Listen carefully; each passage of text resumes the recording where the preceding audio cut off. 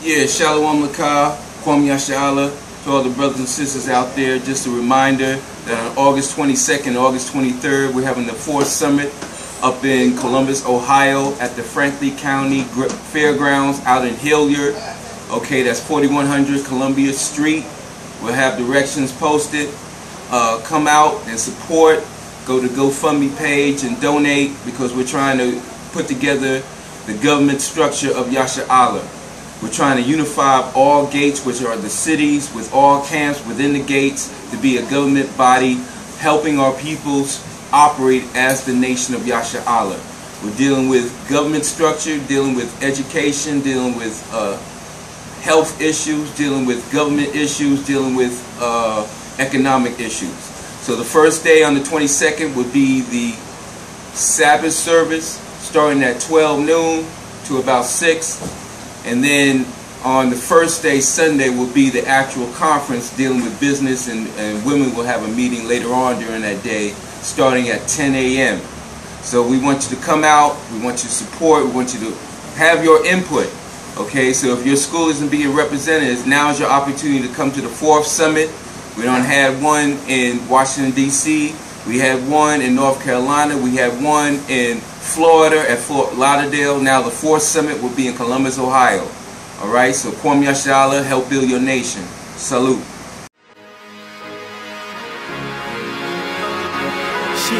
Have a seat, grab a plate, now let me fill you up. This is real talk, I edify to build you up.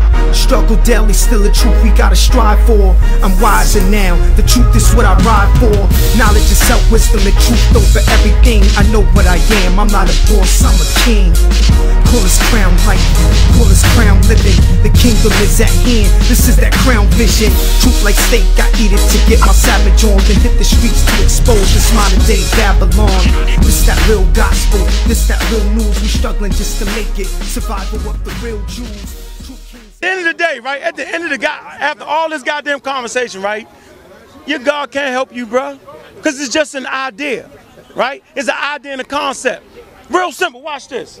What makes your God, right? Got him! Got him! Got it!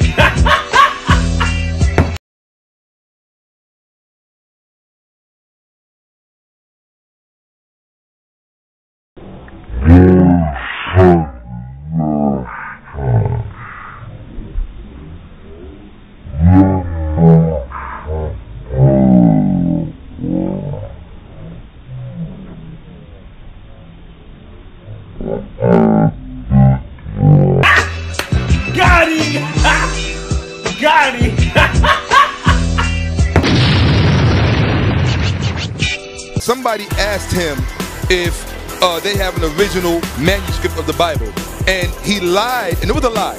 He lied because of the Hebrew Israelite. He knows full well that the oldest biblical text in the world, and he did name, see what you named was the oldest biblical text in the world that is known. What's that? Which is the Sinaitic text. But the Sinaitic text is not an autographed copy. It is simply the oldest codex.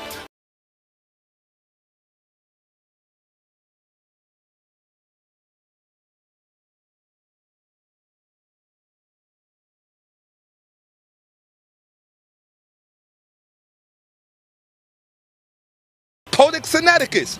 And in fact, where was the oldest version of it found? In St. Catherine's in Egypt. That's why I try, and you can look that up. ShakkaAlmost, going for the kill. Gabar came to my house. That dummy. Let me tell you what that dummy said. That dummy, that's what he is. I've never been a man so dumb in my life. That dummy, and I'm qualified to call him a dummy. That dummy sat there, and what he wanted me to say more than anything else, this is what got me. What Gabar wanted for me to say more than anything else was, he wanted me to say that the Hebrew Israelite religion was something new and different. That's what he wanted me to say. But if you look in your own fucking Bible, it says there is nothing new under the sun. So why would I disagree with your Bible?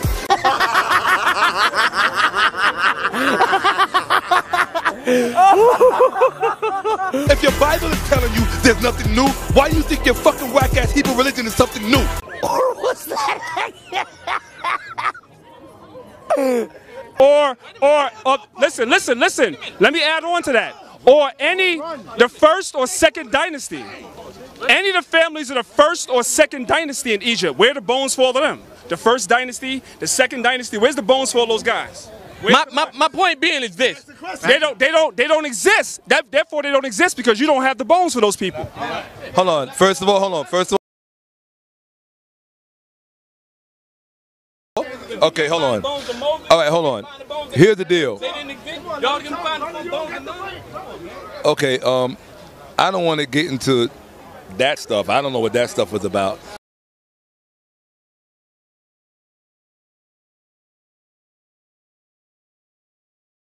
I mean, he's entitled to his own perspective. I just squash all of that by saying none of them cats you talking about ever existed.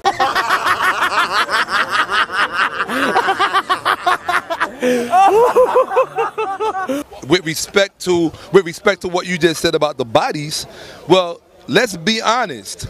When you look at, let's first be very honest. Number one, we don't want to misconstrue what this discussion is about. I don't need anyone to speak on my behalf. I'm more than capable and quite competent.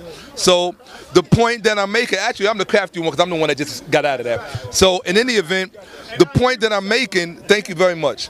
The point that I'm making is this, that I don't think anyone in the Kemetic community is saying that ancient Kemet was perfect. I don't think any of us believe that. All right, and that's not my argument. If you want to talk about what the bottom line of the whole Kemetic Hebrew tug of war is all about, it's really a question of us together, collectively, no matter what community we claim, it's really a question of us coming off of the same plantations here in this country. Okay, so let's first at least start with that. We have to at least examine what it was that we were spoon-fed by the very people who enslaved us. Okay, so if we look at that, we know that the people who spoon-fed us over there look like her. Blonde hair, white skin, blue eyes, right? We all know that. Okay, so what I'm saying is this.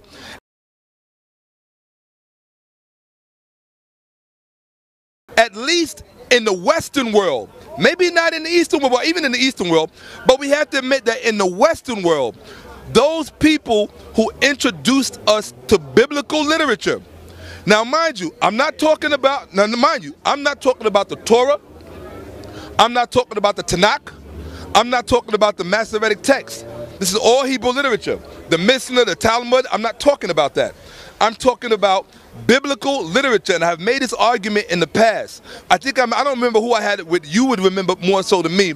My argument is that if, as a Hebrew Israelite, if you want to appeal to me with your literature, the first thing that you're going to have to do to be successful is you have to accept the fact that we have a right collectively to reject the Bible, because the Bible was introduced to us by our former slave masters, by the people that introduced us. Excuse me. Hold on. Stop. I'm not saying it wasn't. Stop.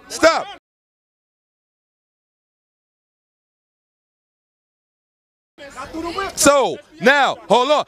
You hear what he just said? Not through the whip. No, it's not regardless. It's a big difference. Okay, so now, hold on. Let me finish. And Daniela, that was a good point, so I'm not gonna be mad at you. You know what I mean? We could give each other kudos, you know what I mean?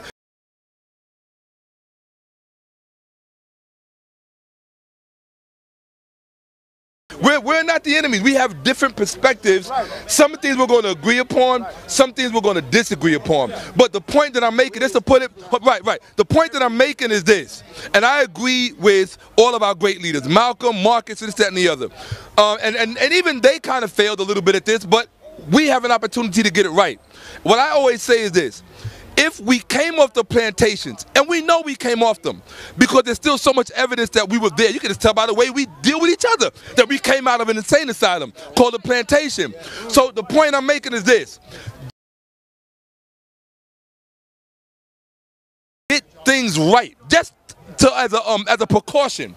We all agree that whatever they gave us on the plantation, the names, the style of dress, whatever it was that they gave us on the plantation, we choose to reject it out of hand.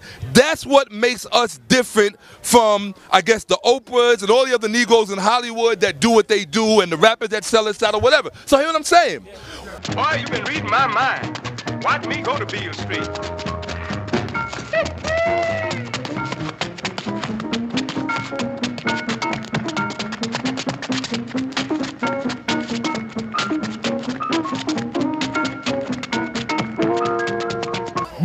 And this is what could be, the reason I'm saying this, bro, is because I think that this is what puts us at odds.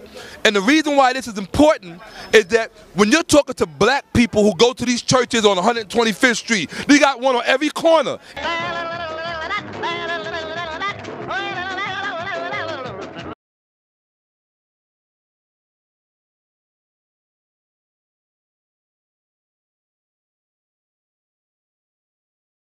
In Harlem, we here in Harlem, you got a church on every corner. Black people, the majority of our people, are not reading Hebrew Israelite literature. They are reading the King James Version, the New Testament. They're reading every other version. They are not reading Hebrew literature. Proof of the fact. Anytime one of us quotes something out of the Bible, one of the very first thing a Hebrew Israelite said is, that was translated wrong. Always. I can always go back to the tape. That's not correct. When we talk about Saul and David and them kissing and being homosexual lovers, or Jonathan and David rather, right? And I did the whole explication on it, right? So hold on, I know how you feel. The point that I'm making, hold on 1 second. The point that I'm making is that if you yourself is telling us that the Bible was incorrectly translated, then we have every plausible, logical reason to reject it out of hat for multiple reasons. For multiple reasons. So that doesn't put us against you. What it does is it forces you to go back, do your job, work a little harder, and if you want to pull black people into that perspective, which I don't agree with, but if you want to, at least come with the original Hebrew literature. And I'm not talking about that Assyrian shit that you guys use today. Okay? Yeah, absolutely. Here you go, bro. Yes, sir.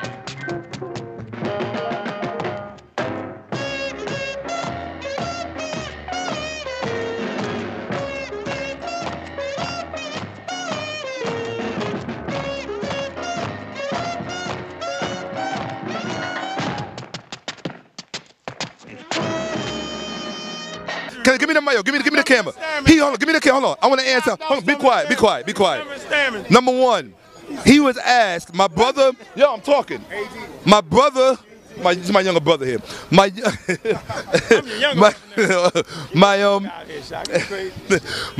brother asked my other brother right here, because these are all my brothers. Anybody aim a gun at him is aiming a gun at me and aiming a gun at him. The point I'm making is this, is that somebody asked him if they have an original manuscript of the Bible. And he lied, and it was a lie. He lied because as the Hebrew Israelite, he knows full well that the oldest biblical text in the world, and he did name, see what you named was the oldest biblical text in the world that is known, which is the Sinaitic text. But the Sinaitic text is not an autographed copy. It is simply the oldest codex, Codex Sinaiticus.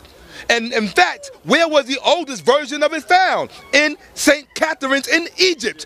That's why I try, and you can look that up. You can look, whoa. Hold on. Hold on. Got him.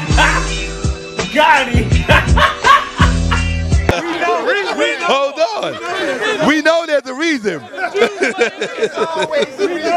We know. Stop. So, stop, yo. So, the point I'm making, hold on, 1 second.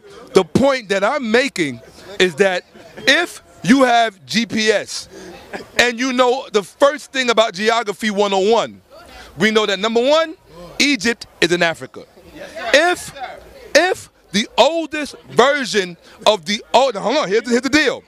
If the, hold on, because you got to remember, hold on, listen. We're not even talking about the oldest, we're not, let me say just. We're not just talking about the oldest version of the Bible. What we are talking about is the oldest version of the oldest version in the Bible, of the Bible. That's a very important thing. It was not found in Israel. It was not found in anywhere in the Levant. It was only found in Africa, in Egypt. Look it up. I bet you $1,000. Look in The Guardian. They have a huge article on it. Now, hold on. What's even more important? Well, hold on. But this is what he's not going to tell you. The oldest version of the Bible, and this really puts you out of the picture. The oldest version of the Bible, hold on, listen. The oldest version of the Bible, which is the Sinaitic text which they have, which is not an autographed copy, what he's not going to tell you is that it's not even written in Hebrew. It's written in Greek, the language of the homosexuals. So, what are you talking about? What are you talking about? The oldest version. Stop. Because everything I'm saying, you can shake your head no till the moon turns to cheese. Greeks. Let me tell you something about Greek culture. Hold on. 1 second. Ho. I'm talking here. I'm talking. Can I talk? Thank you. I appreciate that. All right, you gonna come out. I'm gonna give you the mic. Daniela, I'm gonna give you the mic, and I give you on everything I own. Whatever you say, I'm gonna rip it up to shreds. Everything I say. Okay. Oh, now you gotta go. Okay, so hold on. Look, I'm gonna close it off with this. So hold on. Let me end with this. The bottom line is this: the oldest version of the Bible is found in Egypt. It is not written in Hebrew. It is written in Greek. On top of that, the oldest Jewish synagogue in the world is not in Israel. It is in Greece. It's called Delos. Look it up.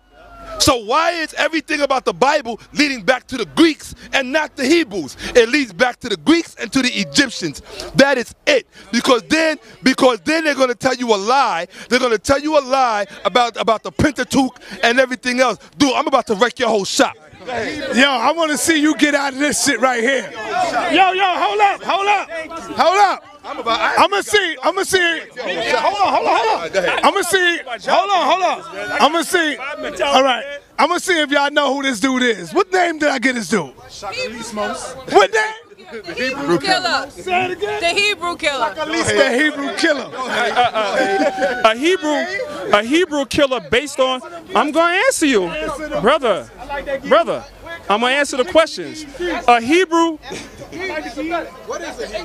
Listen, brother. I got about 4 minutes.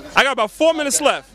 When you call him a Hebrew killer, is that because his information is accurate? Is that why you call him a Hebrew killer? Because I'm saying this, and this is my brother right here. The information he gave you, listen, I'm going to answer this question. The information he gave you on King James was inaccurate. And I cut that thing to shreds. So he's not a Hebrew killer because his information is accurate. And I said that to him. Now. Listen, we could listen, it was completely inaccurate. Listen. Anyway, like I said, now what ShakkaAlmost said to you was that the oldest version, which is the Codex Sinaiticus, and also was found in Egypt. That's correct. But what he did not mention to you was who wrote that. Those were Hebrews. Those were Jews that were living in Egypt. You have to remember, according to the scriptures, pursuant to the book, listen, the Jews were scattered everywhere. The Israelites were scattered everywhere. Even Josephus tells you that during the time of Alexander the Greek, when Alexander came into the land, you had certain Jews that joined the army. Second of all, when you go, listen, I'm answering you. Listen, I'm answering you. Biblically speaking, when you go to the book of 2nd Esdras, the 6th chapter, 2nd Maccabees, the 6th chapter, it tells you, well, good, if you're familiar with the Bible, hold on. The brother says he's familiar with the Bible. Good. So if you're familiar with the Bible, when you read the book of 2nd Maccabees, the 6th chapter, it tells you that there were Jews that were living amongst the Greeks, right? And Antiochus passed a law that the Jews could no longer call. Maccabees in the Bible? I didn't know. 2nd Maccabees. In the Bible? Yes, it was originally part of King James 1611. The book of Maccabees, 2nd Maccabees, it's originally part of King James 1611 Bible. Can I answer your first question? What you're doing now, that's a red herring. See, that's a red hold on a second. See, this is why you call him, listen, hold on a second. This is why you call him, I see why you call him the Hebrew killer. He asked me one question, right? Before I could finish my first question, he asked me a second question. You see that? You see that? I recognize those tactics. But I ain't stupid. You see what I'm saying? You didn't get me nowhere. You didn't get me nowhere, man. You didn't get me nowhere. Was it originally part of the Bible? Wasn't it originally part of the Bible? The white man took it out the Bible. Was it originally part of King James 1611? Was it originally part of King James 16? Yes or no? Yes or no? Now, the point I'm trying to make is this, right? Shaka told you that they found Hebrew texts in Egypt. That is correct because you had Jews that were Greeks, that were following Greek customs. It tells you that in the book of 2 Maccabees, the 6th chapter, that during the time of Antiochus Epiphanes, and Antiochus Epiphanes was a Greek leader that was ruling over Egypt. He was from the Seleucid dynasty, okay? So you had Antiochus Epiphanes. During this time, he passed a law that the Jews or the Israelites could not call themselves Israelites. They had to call themselves Greeks. So they follow Greek customs. So it would follow that you would have Hebrews living in Greece. Also, when you read the Josephus, which Josephus was an accurate historian, Josephus tells you, don't say nothing. hold on, destroy all that shit. hold on. You can say, listen. What we're doing right now, let me say this before I say anything else, right?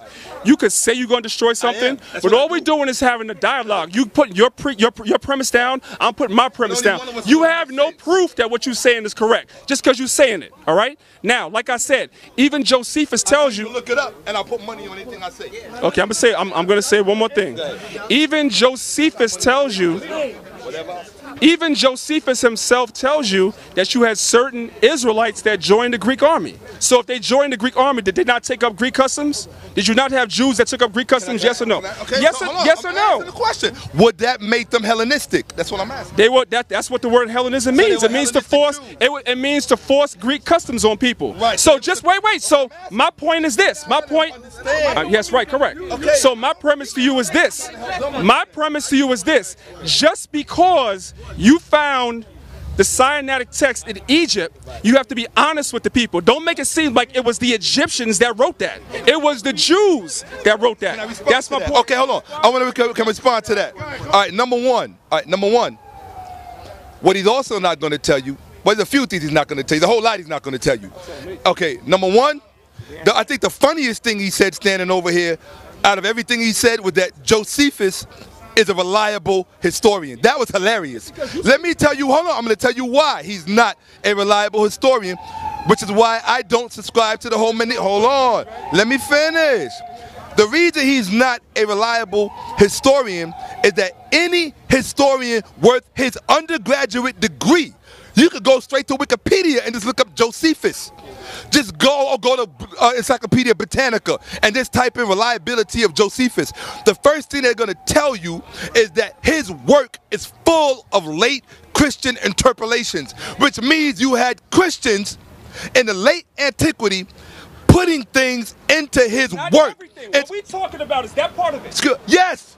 Yes. Who says you? Yes. Okay, stop. Okay, hold on, let me finish. The other thing, hold on. Yes or no? I say it's all fictitious. All of it. All of it? All of it. Who says? All of it. Who says? I'm saying so. Okay, So now, all right, so no. Now hold on. So now the point I'm making to you is this. He also said, what he's not telling you is that that particular text, which his brother falsely claimed as being an original autograph. You know what's really sad about all of this? Is that any Bible scholar, doesn't matter if he comes out of Harvard, doesn't matter if he comes out of Oxford, doesn't even matter if he comes from Israel. All of them, hold on, listen, all of them will tell you there is no such thing in existence as an original autograph copy of the Bible. Or you can't call it a copy, an original autograph. Does not exist. Now, if we know it doesn't exist, and we look at Codex Sinaiticus, when does that date back? That doesn't even date back to BC times. It doesn't even date back to the 1st century. It doesn't even date back to the 2nd century. Guess what? No, it does not. It does not. I'm talking. Number one, it does not date back to the 2nd century, nor does it date back to the 3rd. Excuse me. The Codex Sinaiticus dates back to the 4th century. If you got a smartphone, bring it up right now and put your money on it, because you talk a lot of shit. Somebody got a smartphone in this crowd. It dates back to the 4th century. Bring it up. Bring it up. What you're saying. All right, hold on. One last thing. Excuse me. I said it was found in the 4th century. Or rather, excuse me, let me finish.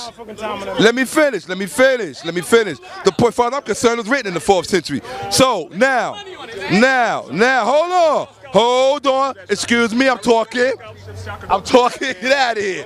I'm talking. The other thing he's not going to tell you, he told you that the Bible that comes out of Europe was translated from the Masoretic text.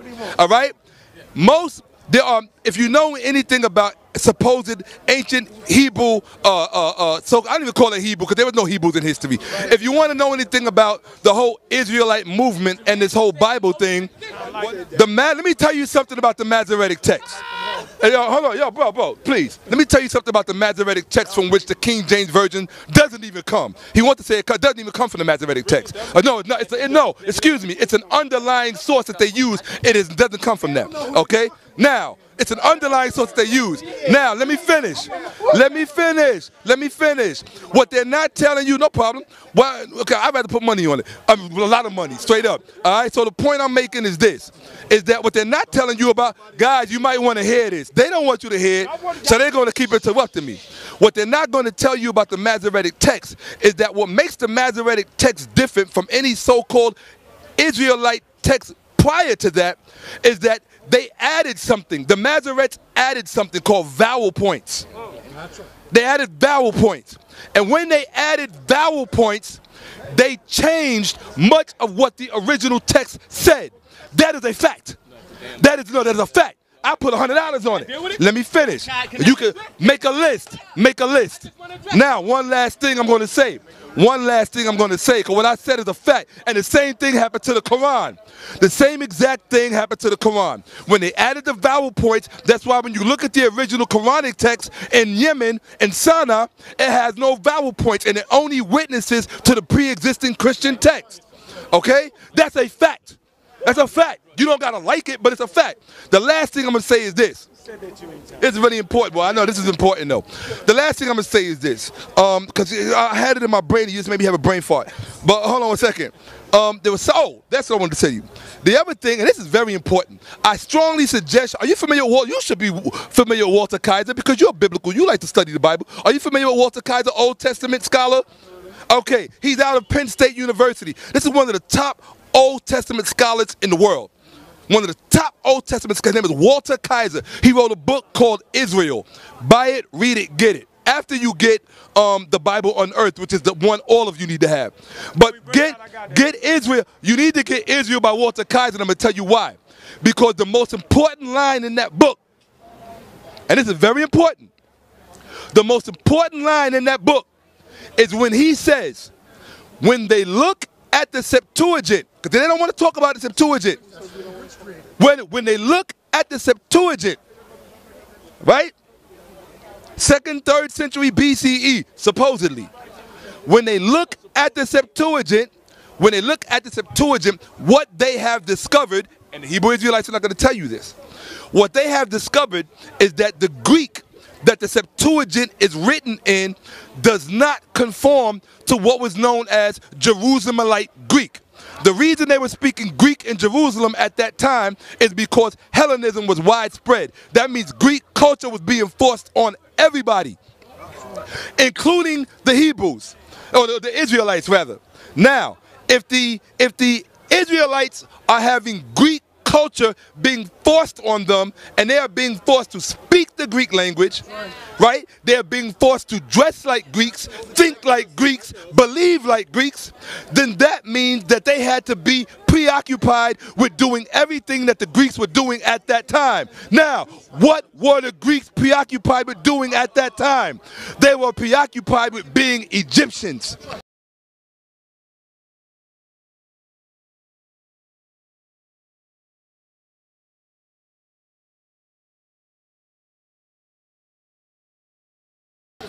Okay? Yes, they were preoccupied. What do you think Hellenism is? It's nothing but syncretism. It's not monotheistic in any way, form, or fashion. You're not making any sense. Make sense when you talk to me. Now, the very last thing, and I'm going to give him the mic. Hold on. A lot of them rebelled against him. Well, okay, I want you to hear me, because this you're going to like. That Greek that the Septuagint is written in does not conform to Jerusalemite Greek. It only forms to what was called Egyptian Greek, which means that whoever did the translating that brought the Septuagint into existence, they know for a fact that they were native Egyptians who spoke Greek, and they were translating from Egyptian documents, no Hebrew documents. No Hebrew documents. So you could go ahead with that bullshit.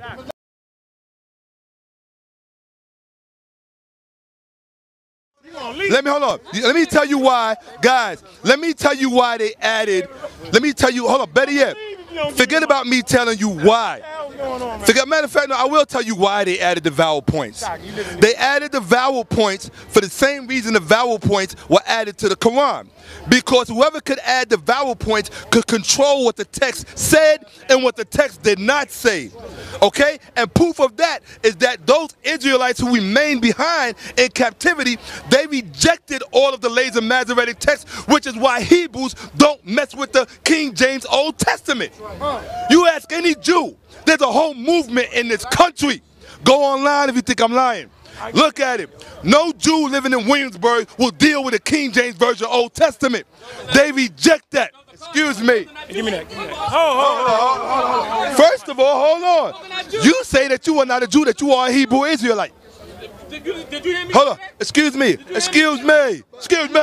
You say the Jews stole your birthright. All the time. I'm lying? Whose version? Yo, hold on. My confused brothers, they're not feeling too well right now. So I just want to be careful because I don't want them to throw up on me. Hold on. So the point that I'm making is that he lied to you about why they added the text. And the fact of the matter is that those Israelites who remained behind in Babylon did not subscribe to those later texts because the later texts did not reflect the original text. And I'll prove it to you. Right now, I was hoping you would bring up the Dead Sea Scrolls. I was hoping on my mother you would bring up the Dead Sea Scrolls. You want to bring it up? No, we ain't bringing it up. I'm hoping you bring it up. No, hold on. And I'm going to prove to you. That the Masoretic text is full of shit, which the King James Version is based on. Here's what he's not going to tell you. Here's what it's going to tell you. Or what they say it's based on. Hold on. Either way, hold on, bro. Either way, I'm going to show you it's full of shit. Earlier you said it was okay. King James. So is it or is it not? It is not. It is not. It is based on other Bibles that are based on the Masoretic text. Let me clarify. Let me clarify. You said it was based on the King James. So is it or is it not based on the King James? Bro, I'm over here. Don't hate. And be conspicuous. All right, hold on. He wants me to clarify. Bro, let me talk. He wants me to clarify. So I'm gonna clarify for the brother. All right. Number one, the text that the King James Version of the Bible was translated from is what's known as, and I hope I got it correct. It's not the Bishop's Bible. What's the name of that Bible? I think it is the Bishop's Bible. It is the Bishop's Bible, right? It's called the Bishop's Bible, and this is what's important. The Bibles, first of all, what you have to understand is he wants you to think that the King James Version of the Bible came directly from some Hebrew text. What he's not going to tell you is that it's based on Tyndale's version. It's based on Wyclif's version. Gutenberg. You had all these versions before 1611. And he wants you to think. And first of all, the idea to translate it was not even King James. So why are they calling it King James Version? It wasn't even his idea. It was Dr. Reynolds' idea. Look it up. Look it up. He was a Puritan from Oxford. Look it up. The point I'm making to you is this. Look at the Dead Sea Scrolls. See, that's why he threw that in there. He didn't want me to tell you the truth about the Dead Sea Scrolls. All right? The Dead Sea Scrolls, the text that they found, right? Because they always want us to, because you got to understand something. What he's not going to tell you is that prior to the Dead Sea Scrolls, the oldest text that they had was the Aleppo Codex. Okay? The Masoretic text. This fake, and the Codex Leningrad comes later. Aleppo is earlier. The Syrian one is earlier. Right. The Leningrad is the best and complete. You're right. All right? But hold on. Stop. It is. So hold on. No. Wait, actually, no, it's a little earlier than that. Hold on. If you look at, hold on, I got to go with the documentation. The documentation is going to give them 9th, 10th century. We know it's a lie, but you still got to go with the documentation. The documentation is going to give them 9th, 10th century AD. The point that I'm making is that when you look at the text from the Dead Sea Scrolls, it's called the DSS, the Dead Sea Scrolls only witness to the Septuagint. It doesn't even witness to their bullshit. It only witnesses to the Greek. It doesn't even fuck with the Masoretic text. So that proves you a lie about everything you say. Every word that comes out your mouth is a lie, just based on that alone. First of all, ShakkaAlmost don't know what the hell he's talking about. First of all, the King James Version was not translated from all the other versions. First of all, if you knew basic Bible history, you would know that every other translation up into the King James Version was translated from the Latin Vulgate. Any Bible historian know that. Any Bible historian know that. So you was right about William Tyndale, but everybody else you was wrong about. It wasn't translated from all the rest of the versions. No, it was not. No, it was not. What was Wycliffe's Bible translated from? What was it translated from? Hold on, brother. What was Wycliffe's Bible translated from? I'm asking you. Was it translated from the Hebrew or from the Latin? Was Wycliffe's Bible, no, I'm asking you a question now, I'm putting you on the spot. Was the Wycliffe Bible translated from the Hebrew or from the Latin? I'm going to be honest and tell you that I don't recall. I don't recall, I'll say it for the mic. Is that? Got him! Got him! ShakkaAlmost, how it's shot. Yeah! I'm from Manessa, straight out of Cuba. Killing crackers every day. Hallelujah. One nation, under the Lion of Judah. I got a 12-gauge Mossberg cracker shooter. Run up on the Greeks with swords strapped to me. My faculty, ready to kill like the Maccabees. For my God, nigga, I will die happily. With you 2/3 in a lake of fire like the crackers be. It's live in the hood, but when it's race riots, the realest gangsters gon' tuck and tell them stay quiet.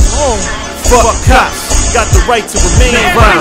You skinheads ain't shit but some gay pirates. God is a man of war, not what you've been teaching. We gon' ruin heathens with swords pursuing demons. If you think the white man gon' ruin heaven, you is dreaming. And for the record, a Caucasoid ain't a human being. You know who we be, we them Israelites. Preaching the word, hoping that they come to the light. One nation, under Yahweh, ShakkaAlmost.